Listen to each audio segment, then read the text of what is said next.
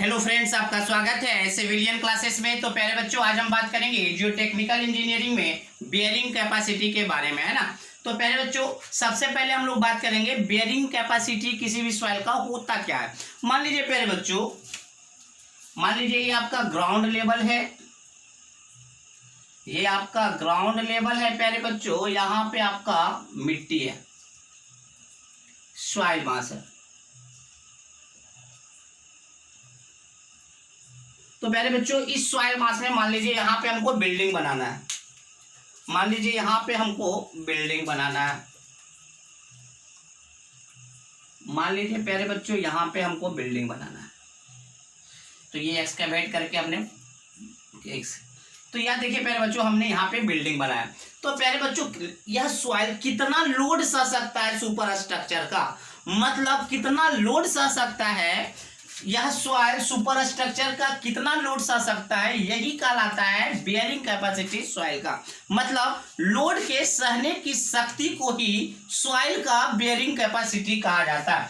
कितना लोड सह सकता है सॉइल, यही कहलाता है बियरिंग कैपेसिटी। तो हम क्या कह सकते हैं प्यारे बच्चों, load carrying capacity of soil mass is called bearing capacity of soil मास। किसी भी सॉइल के, किसी भी तरह के सॉइल का कितना लोड सहने का शक्ति है, यही क्या कहलाता है, बियरिंग कैपेसिटी। बात समझ में आया प्यारे बच्चों, सॉइल कितना लोड सह सकता है, यही शक्ति सॉइल का बियरिंग कैपेसिटी कहलाता है, ठीक है ना। तो हमने क्या लिखा प्यारे बच्चों, the load carrying capacity of soil is called bearing capacity of soil. Simple definition और आसान डिफिनीशन और सारा कुछ कहने वाला डिफिनीशन है ना। तो load carrying capacity of soil, जितना सॉइल जितना लोड सह सकता है, यही लोड कहलाता है bearing capacity of soil. Load carrying capacity of soil is called bearing capacity of soil. चलिए प्यारे बच्चों, बियरिंग कैपेसिटी से रिलेटेड कुछ हम डिफिनीशंस को समझते हैं। तो सबसे पहले हम लोग समझेंगे फाउंडेशन क्या होता है। क्या समझेंगे, फाउंडेशन क्या होता है। तो प्यारे बच्चों देखिए, आपको पता है प्यारे बच्चों, जब थर्ड सेमेस्टर में भी पढ़े होंगे फाउंडेशन के बारे में, फाउंडेशन को बहुत ही बेहतरीन तरीके से थर्ड सेमेस्टर में बिल्डिंग कंस्ट्रक्शन वाले सब्जेक्ट में आप लोग पढ़े होंगे। तो प्यारे बच्चों, आपको पता होगा कि ये ग्राउंड लेवल है, ये आपका ग्राउंड लेवल है। ग्राउंड लेवल के ऊपर जो स्ट्रक्चर बनता है उसको हम लोग सुपर स्ट्रक्चर कहते हैं, सुपर स्ट्रक्चर कहते हैं। और ग्राउंड लेवल के नीचे जो स्ट्रक्चर बनता है और उसको हम क्या कहते हैं, सब स्ट्रक्चर कहते हैं। तो प्यारे बच्चों, आपको भी पता है कि ग्राउंड लेवल के नीचे ही फाउंडेशन दिया जाता है। तो हम लोग क्या बोलेंगे, फाउंडेशन जो है ना वो सब स्ट्रक्चर का पार्ट है। किसका पार्ट है, सब स्ट्रक्चर का पार्ट है। और फाउंडेशन क्यों दिया जाता है, ताकि सुपर स्ट्रक्चर के लोड, यहाँ पे सुपर स्ट्रक्चर बनाया गया, उसका कुछ ना कुछ लोड होगा, तो सुपर स्ट्रक्चर के लोड को सॉइल में ट्रांसफर करने के लिए फाउंडेशन का यूज किया जाता है। बात समझ में आया। तो हमने देखिए प्यारे बच्चों, फाउंडेशन का डिफिनीशन क्या दिया, it is the part of सब स्ट्रक्चर। क्योंकि प्यारे बच्चों, फाउंडेशन जो होता है ना वो जमीन के नीचे बनाया जाता है, और जमीन के नीचे जितने भी स्ट्रक्चर बनाए जाते हैं बिल्डिंग के, वो सब स्ट्रक्चर कहलाते हैं। बात समझ में। तो हमने क्या बोला, foundation is the part of सब स्ट्रक्चर, क्योंकि जमीन के अंदर बनाने जाने वाले स्ट्रक्चर क्या कहलाते हैं, सब स्ट्रक्चर कहलाते हैं। और फाउंडेशन भी जमीन के नीचे बनाया जाता है, इसीलिए फाउंडेशन को सब स्ट्रक्चर का पार्ट कहा जाता है। और फाउंडेशन का काम क्या है, सुपर स्ट्रक्चर के लोड को सॉइल में ट्रांसफर कर देना। तो देखिए प्यारे बच्चों, हमने क्या बोला, it is the part of सब structure which transmit the load from super structure to the soil mass. जिसका काम क्या है प्यारे बच्चों, जिसका काम है लोड को ट्रांसमिट करना। किसके लोड को, तो सुपर स्ट्रक्चर के लोड को सॉइल मास में ट्रांसमिट कर देना। इजीली डिफिनीशन है, जो कि आप लोग थर्ड सेमेस्टर बिल्डिंग कंस्ट्रक्शन वाले सब्जेक्ट में भी आप लोग पढ़े होंगे। चलिए प्यारे बच्चों, अब आपसे हम पूछते हैं एक सवाल कि what is the difference between foundation and footing. Foundation and footing में क्या डिफरेंस है वो हमें बताइए। चलिए, फाउंडेशन आपको समझ में आ गया होगा प्यारे बच्चों, फाउंडेशन सब स्ट्रक्चर का पार्ट है जो सुपर स्ट्रक्चर के लोड को सॉइल मास में ट्रांसफर कर देता है। चलिए, अब फुटिंग बताइए। चलिए प्यारे बच्चों, फाउंडेशन जब आप उतार रहे होंगे तो आप इस फिगर को आप उतार सकते हैं, क्योंकि फाउंडेशन कहाँ होता है, फाउंडेशन आपका सब स्ट्रक्चर में उतारता है। तो फाउंडेशन सब स्ट्रक्चर का पार्ट है जो सुपर स्ट्रक्चर के लोड को सॉइल में ट्रांसफर करता है। चलिए प्यारे बच्चों, अब बताइए फुटिंग। फुटिंग में क्या, फुटिंग क्या होता है, तो कितना कोई समझते हैं ना कि फुटिंग और फाउंडेशन में कोई डिफरेंस नहीं। डिफरेंस है प्यारे बच्चों, थोड़ा सा डिफरेंस है, थोड़ा सा ही डिफरेंस है। चलिए इसको हम मिटा देते हैं, फिगर को मिटाते हैं, ठीक है प्यारे बच्चों।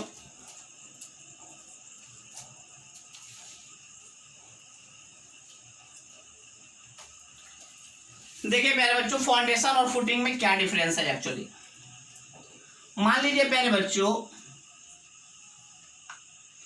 मान लीजिए प्यारे बच्चों, ये हमारा जमीन है जिस पे हमको घर बनाना है। तो फाउंडेशन करते होंगे तो देखते होंगे प्यारे बच्चों, यहाँ पे भी आपका क्या होता है, फुटिंग दिया जाता है, यहाँ पे भी फुटिंग दिया जाता है, यहाँ पे फुटिंग, तो बहुत सारे पिलर गाड़े जाते हैं ना, आप देखे होंगे बहुत सारे पिलर गाड़े जाते हैं। तो जो इंडिविजुअल पिलर है ना वो कहलाता है फुटिंग, और पूरे को मिला दिया जाए तो कहलाता है फाउंडेशन। हमने क्या बोला, एक जो इंडिविजुअल पार्ट है उसको फुटिंग कहा जाता है, और पूरे फुटिंग को मिला दिया जाए तो वो फाउंडेशन कहा जाता है। तो इसका मतलब क्या है, फुटिंग जो है एक तो क्या है, फुटिंग है, बहुत सारा फुटिंग है, बहुत सारे फुटिंग को आपस में मिलाया जाए तो उसको फाउंडेशन कहते हैं। तो प्यारे बच्चों हम क्या बोल सकते हैं, फुटिंग जो है ना वो फाउंडेशन का ही पार्ट है, और जो काम आपका फाउंडेशन का है वही काम फुटिंग का है। फाउंडेशन का काम क्या है प्यारे बच्चों, सुपर स्ट्रक्चर के लोड को सॉइल में ट्रांसमिट करना। तो आपका फुटिंग का भी काम क्या होगा, सुपर स्ट्रक्चर के लोड को सॉइल में ट्रांसमिट कर देना। बात समझ में आया प्यारे बच्चों। तो देखिए प्यारे बच्चों, हमने क्या बोला, फुटिंग क्या है, it is the part of foundation, क्योंकि पूरे को फाउंडेशन कहते हैं और एक पिलर को क्या बोलते हैं, फुटिंग कहते हैं। तो फुटिंग क्या बोलेंगे, it is the part of foundation.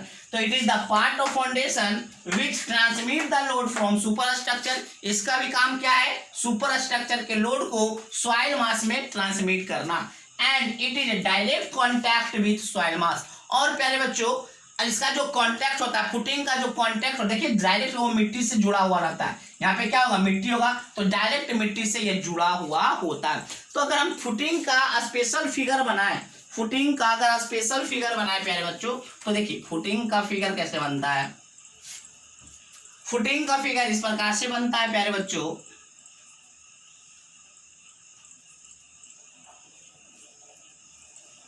ये कहलाता है फुटिंग। ये मान लीजिए आपका ग्राउंड लेवल है, ये है आपका ग्राउंड लेवल। तो देखिए प्यारे बच्चों, ये आपका कहलाता है depth of footing, DF, depth of footing. ये आपका है width of footing, width of footing, ये है आपका विड्थ ऑफ फुटिंग, और ये है आपका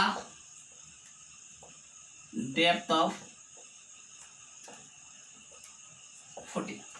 बात समझ में आ गया होगा प्यारे बच्चों। तो सबसे पहले हमने बताया कि बेयरिंग कैपेसिटी क्या होता है, तो किसी भी सॉइल का लोड सहने का जो क्षमता होता है, that means load carrying capacity of soil is called bearing capacity. Foundation क्या होता है, तो it is the part of सब structure which transmit the load from super structure to the soil mass. हमने क्या बोला, फाउंडेशन सब स्ट्रक्चर का वह पार्ट है जो सुपर स्ट्रक्चर के लोड को सॉइल मास में ट्रांसमिट कर देता है। फिर हमने फुटिंग का डिफिनेशन दिया प्यारे बच्चों, फुटिंग भी हमने यही बताया कि फुटिंग जो है ना वो फाउंडेशन का पार्ट है, और जो फंक्शन आपका फाउंडेशन का है वही सेम फंक्शन आपका फुटिंग का भी है। फुटिंग को इंडिविजुअली इस प्रकार से हम लोग दिखाते हैं, इस पार्ट को बोलते हैं विड्थ ऑफ फुटिंग और इस पार्ट को बोलते हैं डेप्थ ऑफ फुटिंग, ठीक है ना। चलिए इसको पहले नोट डाउन कीजिए, और बहुत सारे इंपॉर्टेंट डिफिनेशंस के बारे में हम लोग चर्चा करेंगे, पहले नोट डाउन कर लीजिए।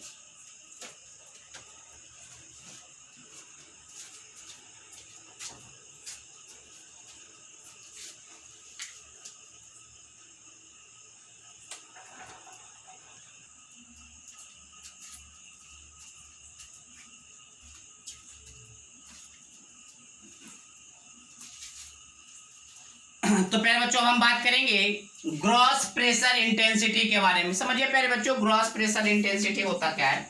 मान लीजिए प्यारे बच्चों, ये आपका, मान लीजिए ये आपका फुटिंग है ना, ये आपका ग्राउंड लेवल है, ये आपका ग्राउंड लेवल है, इधर भी मिट्टी होगा,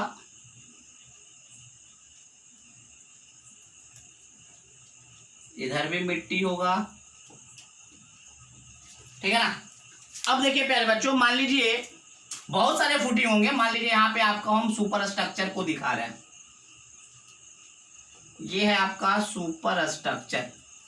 तो प्यारे बच्चों अगर हम बात करें ग्रॉस प्रेशर इंटेंसिटी का, तो देखिए क्या होता है, मान लीजिए इस फुटिंग का बेस यही है ना, ये आपका क्या है, बेस, बॉटम है ना। तो बेस पे टोटल कितना प्रेशर आ रहा है due to super structure, due to self weight of the footing and due to the earth filling, ये आपका अर्थ फिलिंग है ना।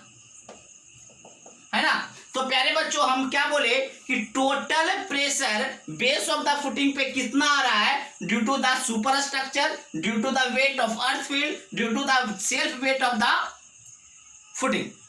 सुपर स्ट्रक्चर का लोड, अर्थ फील्ड का लोड एंड फुटिंग के लोड के कारण टोटल बेस पे कितना प्रेशर आ रहा है, वही टोटल प्रेशर आपका कहलाता है ग्रॉस प्रेशर इंटेंसिटी, और इसको हम स्मॉल क्यू से डिनोट करते हैं। किससे डिनोट करते हैं, स्मॉल क्यू से डिनोट करते हैं। ठीक है प्यारे बच्चों, तो देखिए प्यारे बच्चों हमने क्या बोला, the gross pressure intensity is the total pressure at the base of footing. क्या बोले, ग्रॉस प्रेशर इंटेंसिटी क्या है, टोटल प्रेशर है कहां पर, बेस ऑफ फुटिंग। कहां पे, base of footing, due to the weight of superstructure, super structure के वेट के कारण, due to the weight of self weight of the footing, footing का self weight and earth field. बात समझ में आ गया प्यारे बच्चों। हमने बोला ग्रॉस प्रेशर इंटेंसिटी क्या है, टोटल प्रेशर है कहां पर, फुटिंग के बेस पर, किसके कारण, तो सुपर स्ट्रक्चर के वेट के कारण, सेल्फ वेट ऑफ फुटिंग के कारण, अर्थ फील्ड के कारण। बात समझ में आ गया। चलिए अब हम बात करें नेट प्रेशर इंटेंसिटी का। तो प्यारे बच्चों ग्रॉस में क्या क्या, किसका किसका वेट था, सुपर स्ट्रक्चर का वेट था, सेल्फ वेट ऑफ फुटिंग था और अर्थ फील्ड था। अगर हम ग्रॉस में से अर्थ फील्ड का वेट को अगर हटा दे, अगर हम बोले बेस पे टोटल कितना प्रेशर लग रहा है due to the super structure, due to the self weight, but हम अर्थ फील्ड का अगर बात नहीं करें तो वही कहलाएगा नेट प्रेशर इंटेंसिटी। तो हम बोल सकते हैं प्यारे बच्चों कि ग्रॉस प्रेशर इंटेंसिटी में से अर्थ फील्ड वाला हटा दीजिए। ग्रॉस प्रेशर इंटेंसिटी में, क्योंकि ग्रॉस में तो तीनों था, तीनों में से सिर्फ अर्थ फील्ड को अगर हटा देते हैं तो अर्थ फील्ड को ही कहते हैं overburden pressure.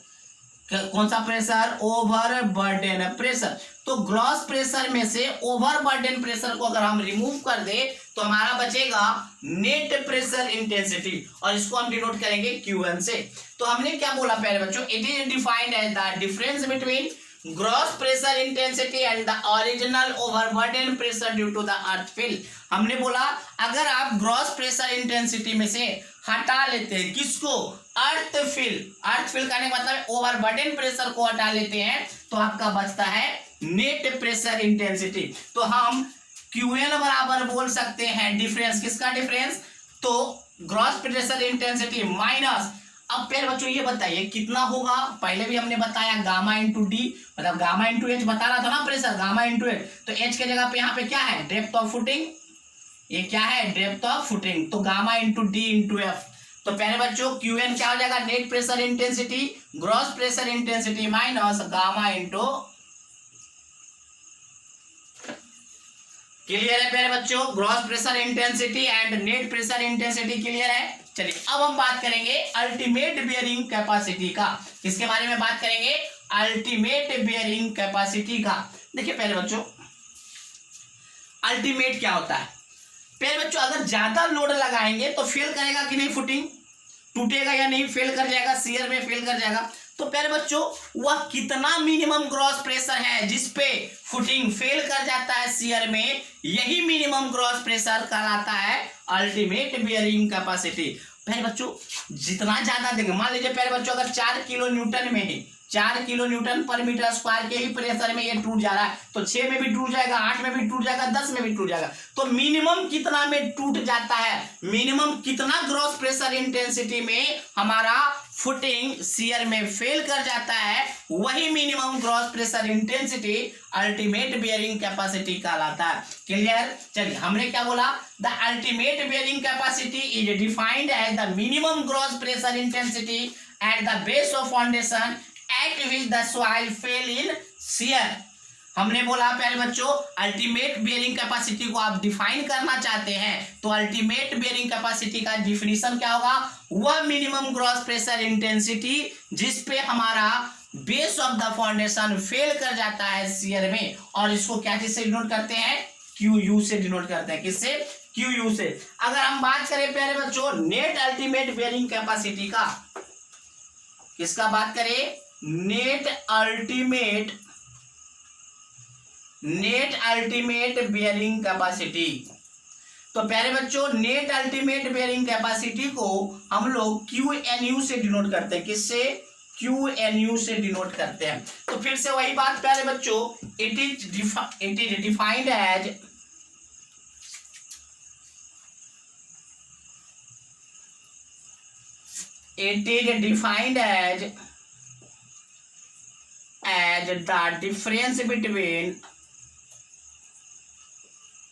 the difference between ultimate bearing capacity of soil, bearing capacity of soil and overburden pressure। बात समझ में आ गया। तो प्यारे बच्चों यहाँ पे भी सेम कहानी है। नेट अल्टीमेट का मतलब क्या होता है, अल्टीमेट माइनस ओवरबर्डन, और हम ओवरबर्डन किसको करते हैं, अर्थ फील्ड के कारण। तो क्यू एन यू जो हो जाएगा ultimate minus gamma D F. Gamma D F को प्यारे बच्चों चलिए रहने दीजिए, नेट अल्टीमेट बेयरिंग कैपेसिटी बराबर ultimate bearing capacity minus gamma into depth of foundation या फुटिंग। बात समझ में आ गया होगा प्यारे बच्चों। तो हमने समझा ग्रॉस प्रेशर इंटेंसिटी क्या होता है, net ultimate bearing net pressure intensity क्या होता है, फिर अल्टीमेट बेयरिंग कैपेसिटी क्या होता है, नेट अल्टीमेट बेयरिंग कैपेसिटी क्या होता है। ठीक है प्यारे बच्चों, चलिए एक दो डिफिनेशन और बाकी है, उसके बारे में भी चर्चा करेंगे। तो पहले आप इसको नोट डाउन कर लीजिए।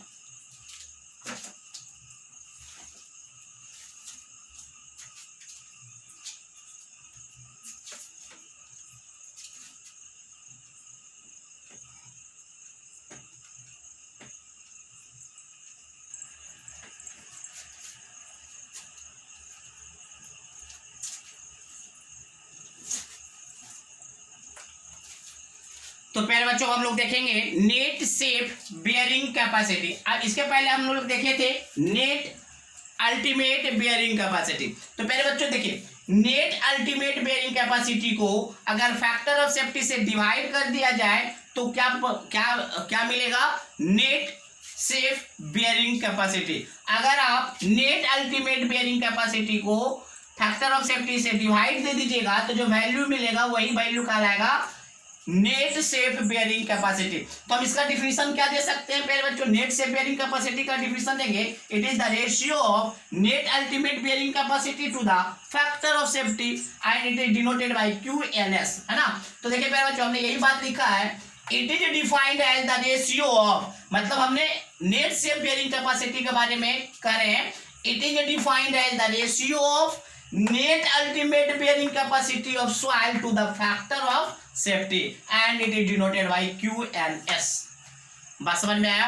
अब हम बात करें सेफ बेयरिंग कैपेसिटी। तो प्यारे बच्चों पहले उल्टा होता था, ग्रॉस के बाद नेट ग्रॉस निकाले, अल्टीमेट के बाद नेट अल्टीमेट निकाले, बट यहाँ पे पहले से ऑलरेडी नेट निकला हुआ है। अब सिर्फ safe bearing capacity, net safe निकला हुआ है और सिर्फ सेफ बेयरिंग कैपेसिटी निकालना है। तो पहले क्या होता था, अल्टीमेट से अगर नेट अल्टीमेट निकालना होता था तो नेट अल्टीमेट निकालने के लिए अल्टीमेट में से ओवरबर्डन को घटाना पड़ता था, लेकिन नेट से अगर सेफ निकालना है तो आपको ओवरबर्डन प्रेशर को जोड़ना होगा। तो सिंपल डिफिनेशन भी है, it is the addition of net safe bearing capacity of soil and overburden pressure of soil due to the earth field. मतलब नेट सेफ बेयरिंग कैपेसिटी में से अगर आप ओवरबर्डन प्रेशर को जोड़ देते हैं तो आपको मिलेगा सेफ बेयरिंग कैपेसिटी।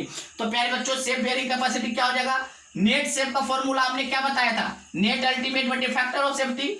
तो नेट सेफ का हमने लिख दिया नेट अल्टीमेट बटे factor of safety plus gamma DF. तो प्यारे बच्चों जितना भी हमने अभी डिफिनीशन लिखाया है सारा डिफिनीशन आपको याद होना चाहिए न्यूमेरिकल्स बनाने के लिए। क्यों न्यूमेरिकल्स बनाने के, पहले इसको नोट डाउन कर लीजिए जल्दी में, वीडियो पॉज करके नोट डाउन कीजिए जल्दी।